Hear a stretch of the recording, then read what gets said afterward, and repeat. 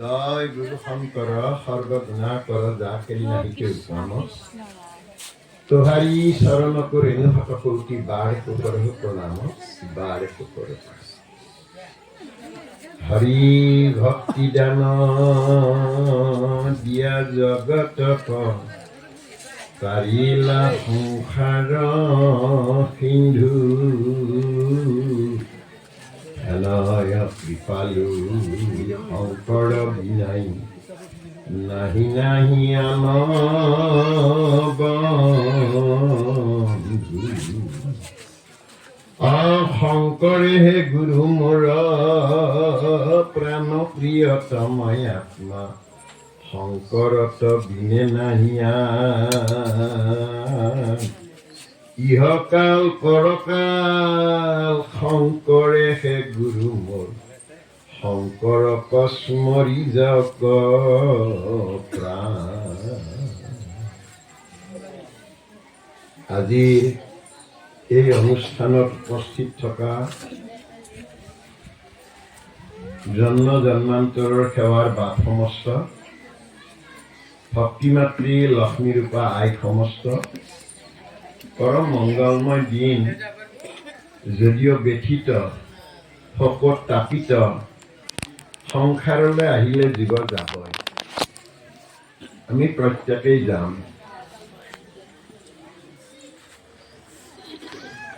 এইটো যজুৰ্বেদ জ্ঞান কাণ্ডৰ প্ৰথম সূক্তত এটা কথা কৈছে, ঈশোৱা বৈশ্যমিদং সৰ্বং জগত্যাং জগত তেন তত্তেন ভুঞ্জিথা মা গৃধ কস্যচিৎ ধনম। এই দৃশ্যমান জগতৰ সমস্ত বস্তুৱেই ভগৱন্তই দিছে। হে দেৱ দুৰ্লভ মনুষ্য, তুমিও ভগৱন্তৰ সৃষ্টি। তুমি কেতিয়াও আকাংক্ষা নকৰিবা এইটো মোৰ, এইটোৰ মই গৰাকী, এটিবাৰো নাভাবিবা। আনকি তোমাৰ মৰমৰ দেহটোৰো তুমি গৰাকী নহয়, তুমি ভোগ কৰা, আকাংক্ষা নকৰিবা। এদিন আমি প্ৰত্যেকে আইৰ পোলা শিশু হৈছিলো, এদিন কৈশোৰ হলো, এদিন বাল্য হলো, এদিন যৌৱন প্ৰাপ্ত হলো, এদিন দেহৰ পৰা যৌৱন আঁতৰি যায়।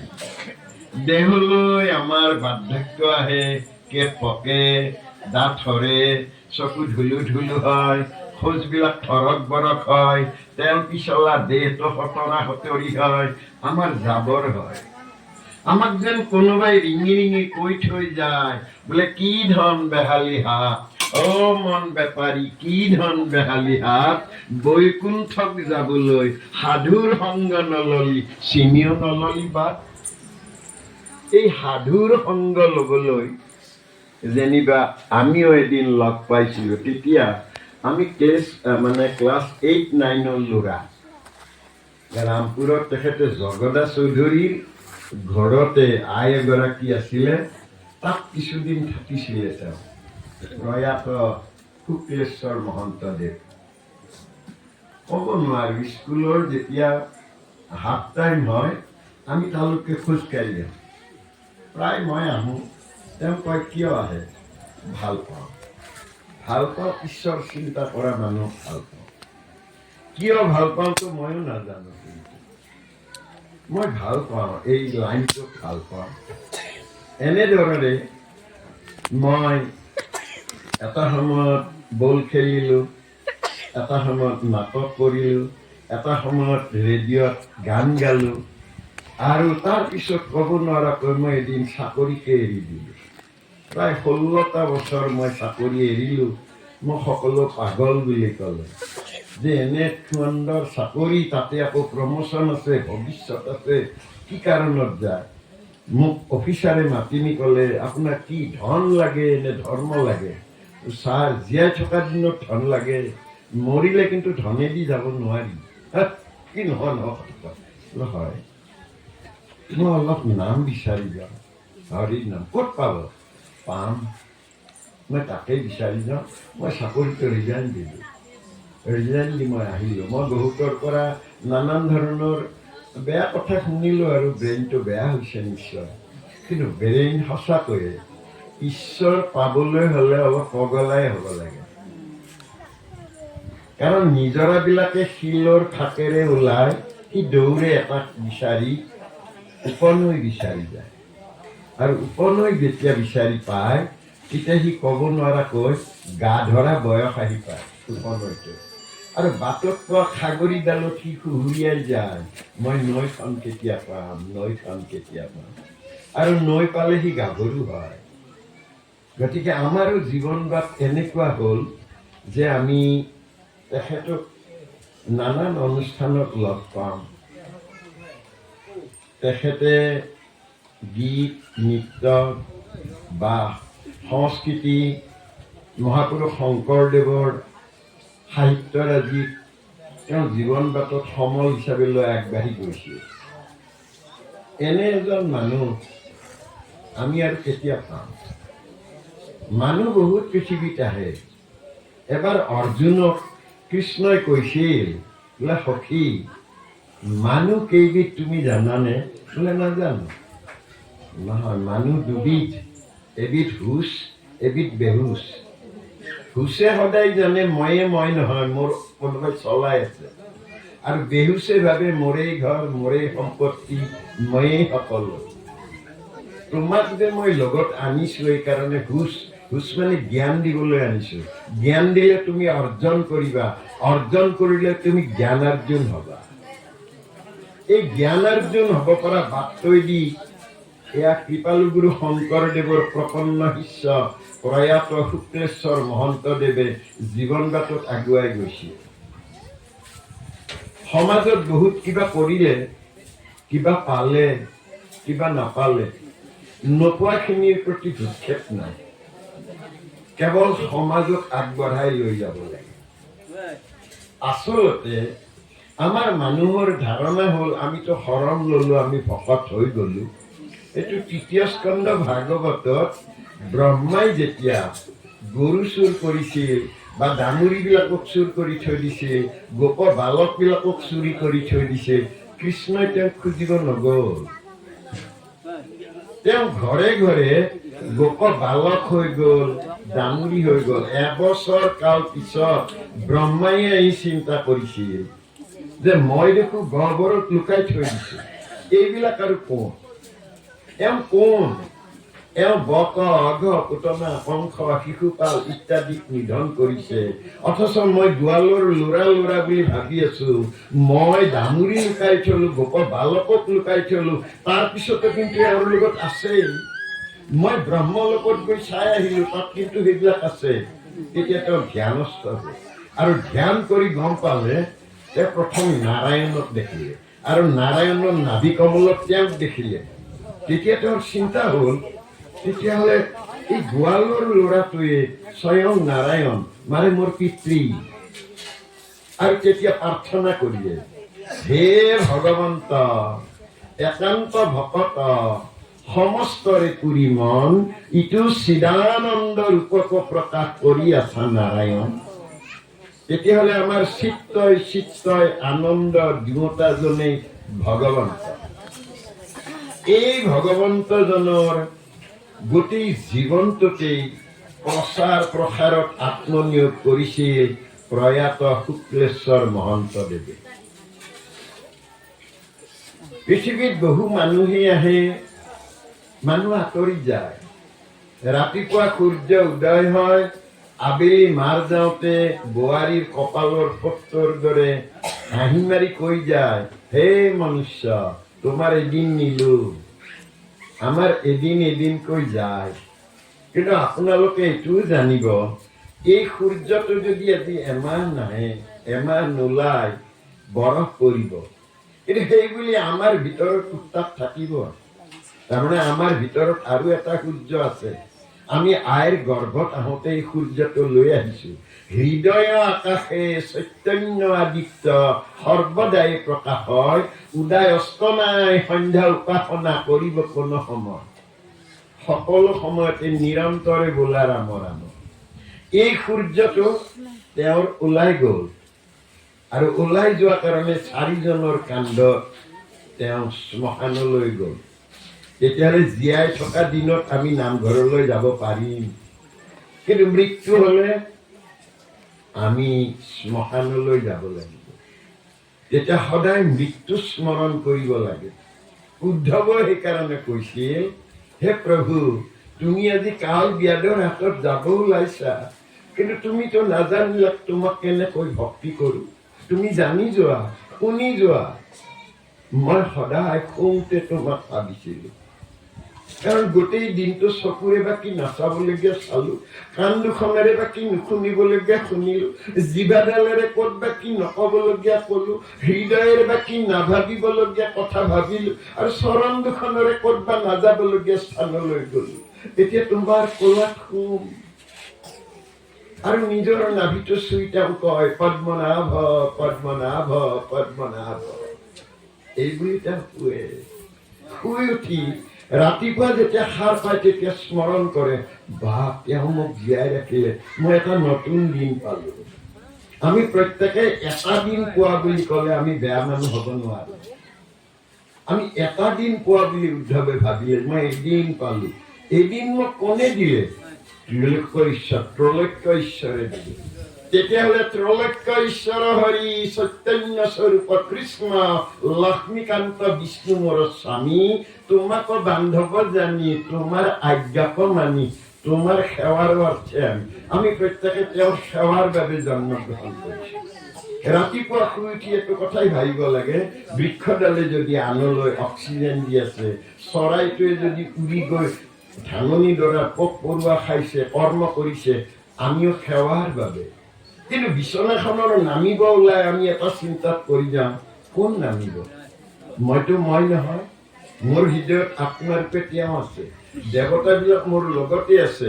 চক্ষুই আদিত্য, নাসিকাই বায়ু, কৰ্ণে দিশ, জিহ্বাই বৰুণ, বাক্যে ব্ৰহ্ম, মুখে পদ্ম, কণ্ঠে সৰস্বতী, হৃদয়ে বিষ্ণু, নাভিয়ে পদ্মনাভ, লিংগে প্ৰজাপতি, গুহ্যে মিত্ৰ, চৰণে বিষ্ণু। তেতিয়াহ'লে গোটেইবিলাক এজন আছে কাৰণে আছে। এওঁ যদি ভাতিয়েৰে দিয়ে, তেতিয়াহ'লে কোনো দেৱতাৰ চকুও নেদেখে, কাণেও নুশুনে। তেতিয়াহ'লে শ্ৰেষ্ঠতম তেওঁ আমাৰ স্বামী। স্বামী মানে স্বনিয়ন্ত্ৰণ কৰ্তা।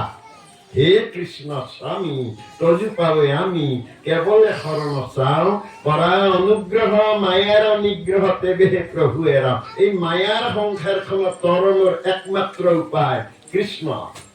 কৃষ্ণ মানে আনন্দ। আমি নিৰানন্দৰ পৰা আঁতৰি থাকি আনন্দ পাবলৈ যিটো বাট, এই বাটেৰে শুক্লেশ্বৰ মহন্তই গোটেই জীৱন অতিবাহিত কৰিলে। মানুহক নাম দিলে, জনসমাজত কৈ ফুৰিলে, নামে তৰাই, এই নামৰ বাটেদি আহা। এই বুলি যেই নাম সেই হৰি জানা নিষ্ঠ কৰি, নামৰ মাজতে আছে আপুনি শ্ৰীহৰি। এই শ্ৰীহৰিক জনসমাজক জাগৰণ দিলে। কিন্তু আমাৰ মাজৰ পৰা আজি তেওঁ গুচি গ'ল। গৈ পেলাই কিন্তু আমাক অনুৰণিত কৰিলে, হে জনসমাজ, মই যি বাটেৰে আহিলো তোমালোক কিন্তু এই বাটেৰে আহিবা, ভুল নকৰিবা। যদি শৰণ লৈছা, আশ্ৰয় লৈছা, এইটো আশ্ৰয়হে। এই তম্বুটোৰ তলত আশ্ৰয় ললো। অলপ আগতে আমাৰ নাম গালে, এইটো ভজন, ভজনটো ৰক্ষা কৰিব। কাৰণ শৰণৰ নাম, নাম আমি জিভাডাল দি লওঁ, আৰু ভজন গাওঁ আমি কিন্তু জিভাডালে দিওঁ। গতিকে জিভাৰ বহুত কাম, কিবা কিবি এৰিব লাগিব, তেতিয়া তৰিম। গতিকে আপুনি আপোনাৰ বন্ধু, আপুনি আপোনাৰ শত্ৰু, আপুনি আপোনাৰ আশে মাৰে, হৰিক নভজি নৰে, আপুনি হয় নষ্ট হৰি ভজি আপোনাক তাৰে। আৰু মাজে মাজে তেওঁ মোক ফোন কৰি থাকিছিল, কাৰণ মই কৰবাত ভাগৱত কৰিলে কোনোবাই মোবাইলেদি ধৰি এইবিলাক মোবাইলত দি দিয়ে। গতিকে তেওঁ মোক কয় যে আপোনাৰ পাঠটো আজি পাই গলো। ক'ত? বোলে মই মোবাইলতে পাই গলো, খুব ভাল হ'ল। আপুনি এতিয়াও প্ৰচাৰত লাগিয়ে আছে। মই বোলো এটা কথা বাদ, আপুনি মন কৰিব, সাপে যেতিয়া বেং ধৰে তেতিয়া তাৰ ভৰিতে ধৰে, কিন্তু বেংটোতো মাতি থাকে। গতিকে আমাকো সাপে ধৰিছে, কাল অজগৰে গিলি আহিছে। শিশু গিলিলে, কৈশোৰ গিলিলে, বাল্য গিলিলে, যৌৱন গিলিলে, এতিয়া বাৰ্ধক্য সাপডালে গিলি আহিছে। সাপেতো আৰু চবাই নাখায়, সাপে ঢোক দিয়ে, আমাক এক ঢোক মাৰিব আছে। গতিকে এই ভেকুলীটো যিটো বেং ধৰিছে যিটো তাকো যেতিয়াই গিলিব তাৰ মাত নোহোৱা হৈ যাব তেতিয়াহ'লে আমি নাম লৈ থাকিব লাগিব কাৰণ নামেহে মোক তৰাব মোক আনে নতৰা সংসাৰ ক্ষেত্ৰত নাম গোটেই জীৱন দেখো আপুনি নামেই গালে ক'লে মহন্ত আপুনি মোক আকৌ নতুনকৈ জগাই দিয়ে মই যেন এতিয়া যৌৱন পাই আপোনাৰ লগত আকৌ ঘূৰিম মই বোলে সেয়া আশা নকৰিব মনত আকাংক্ষা ৰাখক আৰু বাৰ যাতে আমি লগালগি হওঁ বহু মানুহে বৈকুণ্ঠৰ আশা কৰে কিন্তু বৈকুণ্ঠ এয়াই বৈকুণ্ঠ এহিতে স্বৰ্গ এহিতে নৰক এহিতে বৈকুণ্ঠ ধাম একান্ত ভকত হবে নিৰ্গুণ কৃষ্ণৰ গুণ গাৱে সদা বসিয়া যথাত বৈকুণ্ঠ কৰি হৰি যোগীৰ হৃদয় থাকা হৰি সাক্ষাতে তথাত বৈকুণ্ঠ আছে নাই নাজানো কিন্তু বৈকুণ্ঠৰ পাৰিষদ বিলাকক দেখা পালো এই পাৰিষদৰ সন্মুখত বহিব দিয়া কাৰণে আমাৰ ভয় লাগিছে এইখন ইমান ধুনীয়া দামী ঢিলা মই এইখনত বহিব ভয় কৰিছো গুৰুজনাই যদি দুখ পায় তহঁত মোৰ ভকত হৈ আৰাম বিচাৰিলি মই পথত বহি গোটেই জীৱন ঘূৰা হলো গতিকে এনেবোৰ চিন্তাই আমাক এই ভাৱনাবিলাক দিয়ে আজি এই মহাপ্ৰয়াণৰ প্ৰায় 90টা বছৰ 90 বছৰ পাছিহে গৈ পেলাই তেখেত গ'ল কিন্তু এনেকুৱা শুক্লেশ্বৰ মহন্ত আৰু আমাৰ মাজত ওলাব লাগিব কাৰণ যিমানে বিলাই দিবা সিমানে মহান হবা তাৰে নাম সঁচা উদাৰতা শুক্লেশ্বৰ মহন্তই গোটেই জীৱন বিলালে এনেকুৱা বিলোৱাকৈ আকৌ নতুন তেওঁৰ পৰা তেওঁৰ লগত থাকি সেইবিলাক ওলাই আহিব লাগিব কাৰণ আপোনাৰ চন্দন গছডালৰ ওচৰত যদি মদাৰ থাকে মদাৰ গছে আৰু চন্দন গছৰ শিপা ইপাই লেখনি লাগে আৰু মেৰ খাই ধৰিলে তাৰ ৰস কি দেখি আহে আৰু মদাৰ যদি কোনোবাই কাটি আনে তেতিয়া বেলেগে কয় চন্দন আনিছা নেকি বোলে নাই মদাৰ কিয় নহ'লে চন্দনৰ দৰে গোন্ধাইছে গতিকে আমি মদাৰ বিলাকক চন্দন বনাইছো এইটো কথা মনত ৰাখিব কৃপাল গুৰু শংকৰদেৱে তেনেকৈ আমি বিলাকক চন্দনলৈ ৰূপান্তৰিত কৰিছে আৰু আমি বিলাকক কৈছে যে ভগৱান তোমালোকে বেলেগত নিবিচাৰিবা মানুহেই দেৱ মানুহেই সেৱ মানুহবিনে নাই কেৱ সমস্ত ভূতৰে তুমিহে আত্মা হৃদয়ে পৰম গুৰু তথাপি সেৱা অনুহাৰে কৃপা কৰ যেন কল্পতোৰ আমি সেৱা কৰিব পাৰিছো নে সেৱাই জীৱন এই শুক্লেশ্বৰ মহন্তদেৱে গোটেই জীৱন কেৱল সেৱাৰ চিন্তা কৰিব গতিকে আমি বিলাকে এবাৰ সেই কথাটো ভাবিব লাগে যে আজি তেওঁ আমাৰ মাজৰ পৰা গ'ল আমিও সেৱাৰ মাজেদি যাব পাৰিম নেকি সেৱাইতো জীৱন আৰু সেৱা কৰিবলৈ আমি বহুত দিন নাপাওঁ বৰ কম দিন আজিৰ দিনটোৰ উপাৰ্জন অহাকালিৰ দিনটোৰ মূলধন আজি দ্বাদশ দিন ভাগৱতত আমাৰ দ্বাদশ দিলে প্ৰথম দ্বিতীয় স্কন্ধে চৰণৰ দুটয় তৃতীয় চতুৰ্থে যাৰ হৈ উদয় নাভি দেখে পঞ্চম ষষ্ঠমে বক্ষস্থল সপ্তমে অষ্টমে কৰ কমল যুগ কণ্ঠ দেখে নৱম দশমে যাৰ তুণ্ড একাদশে ললাট কালি একাদশ গৈছে তেওঁৰ ভাগ্য অনুসাৰে তেওঁ গ'ল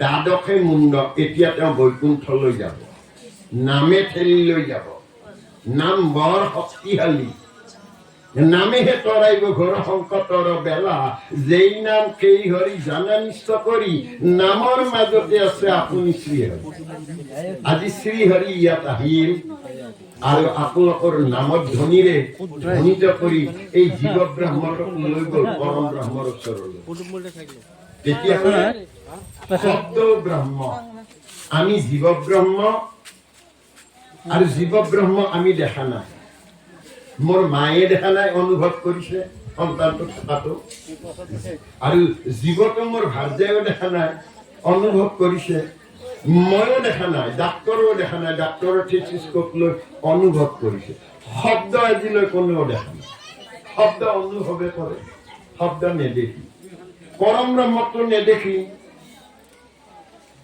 তেতিয়াহ'লে জীৱ আত্মা পৰমাত্মা দুয়ো ককাই ভাই হিয়া মাজে সোমাই আছে চিনা চিনি না আমি আমাৰ লগত চিনাকি হ'ব লাগে। এইটোৱেই মূল। আত্মা ঈশ্বৰক লাগ প্ৰত্যক্ষ হাততে পায়, নাপাই জানো তেওঁক অবিদ্যা। অবিদ্যা নাখিলে কৃষ্ণক পাবে কণ্ঠলগ্ন বস্তুটো সাক্ষাৎ। এইবিলাকে আত্মা ঈশ্বৰ। মোৰ তাত যদি আত্মা আছে, সকলোৰে তাত আত্মাই আছে।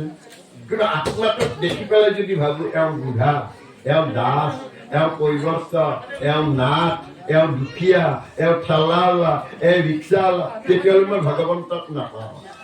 কাৰণ সমস্ত ভূতৰে তেওঁহে আত্মা, সকলোতে তেওঁ আছে। এই ভাৱনাটো কৃপালুগুৰু শংকৰদেৱে আমাক দিলে, আৰু সেই আদৰ্শটো লৈ শুক্লেশ্বৰ মহন্তদেৱে গোটেই জীৱন অতিবাহিত কৰিলে। আমি আশা কৰোঁ আপোনালোকে এইবিলাক ধৰি ৰাখিব। সংগঠনটো পিছ পৰি যাতে নাযায়, সংগঠনটো আগুৱাই নিব লাগিব। আৰু সংগঠনটো থাকিলেহে আমিবিলাক জীয়াই থাকিম। কাৰণ সমাজত কৃপালুগুৰু শংকৰদেৱ যোৱাৰ পিছত ধুমুহা আহিল, আপোনাৰ বৰ অসমখন নোহোৱা হৈ গ'ল, এয়া ইম্ফল কেতিয়াবা আঁতৰি গ'ল, এই মেঘালয় আঁতৰি গ'ল, অৰুণাচল আঁতৰি গ'ল।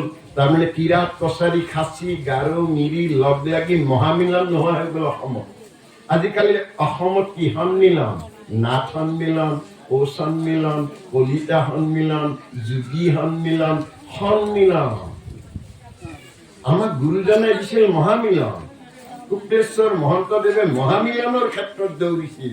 আমিবিলাকে মহামিলনৰ বাটেদি দৌৰি আছো, কিন্তু সমাজ আজি সন্মিলনৰ বাটেদি গৈছে। তেতিয়াহ'লে শাস্ত্ৰৰ উত্তম গীতা ভাগৱত, ধৰ্মৰ উত্তম নাম, দেৱৰ উত্তম দৈৱকী নন্দন চৰণে কৰ প্ৰণাম। তেতিয়াহ'লে শাস্ত্ৰৰ উত্তম গীতা ভাগৱতে আমিবিলাকক ক'লে ঈশ্বৰ কিন্তু এজন, আৰু আপোনালোকৰ হিয়াটো এজনেই ভাষি টানি আছে। বেদতো ক'লে একংশত এজনেই সত্য। বিপ্ৰা বহুধা বদন্তি, ব্ৰাহ্মণে বহুত বুলি ক'ব পাৰিছে। ময়ো দেহটোত বহুত দেৱতা আছে, কিন্তু এটাইহে ভাষি টানি আছে।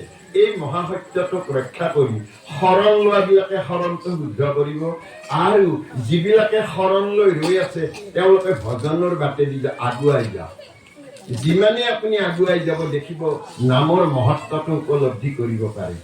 আৰু নাম সঁচাকৈয়ে অতি শক্তিশালী, অগ্নিৰ ফিৰিঙতিৰ দৰে আপোনাৰ অজ্ঞানতা আৰু মূঢ়তাবিলাক দেহৰ পৰা নোহোৱা কৰি দিব। আপুনি যি মনুষ্য, মানুহৰ পৰা মহামানৱলৈ আপোনাক লৈ যাব।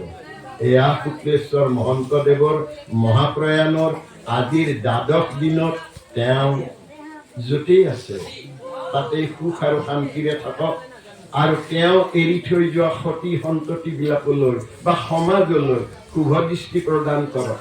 তেওঁ বিলাই দিয়ে, তেওঁ বিলাই দিয়াখিনিক আমি জনসমাজে ধৰি ৰাখিব লাগিব, আৰু ধৰি ৰাখি এই বাটটো সুগম কৰি দিব লাগিব, বা আহি থকা নৱপ্ৰজন্মক এই জ্ঞানটো দিব লাগিব। তেতিয়াহে কৃপালুগুৰু মহাপুৰুষ শংকৰদেৱৰ নীতি আৰু আদৰ্শ আমি ৰক্ষা কৰিব পাৰিম। আমি মূঢ়মতি দুআষাৰ ক'বলৈ দিলে আমি চাৰি যুগৰ শ্ৰেষ্ঠ বৈকুণ্ঠৰ পাৰিষদ স্বৰূপ ভকত বান্ধৱ লক্ষ্মীৰূপা আই সমস্তৰ শ্ৰীচৰণত প্ৰণিপাত জনাইছো। আমি এইখিনি ক'বলৈ যাওঁতো আমাৰ অপৰাধ হ'ব পাৰে। সুৰ, সঞ্চাৰ, বাক্য সমস্ত দোষ মৰিখন্ন কৰিব লাগে।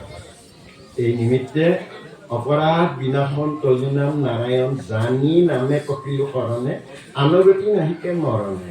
অপৰাধ ক্ষমা কৰি তুমি দয়া শিল হৰি মুখ ৰক্ষা কৰিয় চৰণে, ৰাম মুখ ৰক্ষা কৰিয় চৰণে। কৃষ্ণ।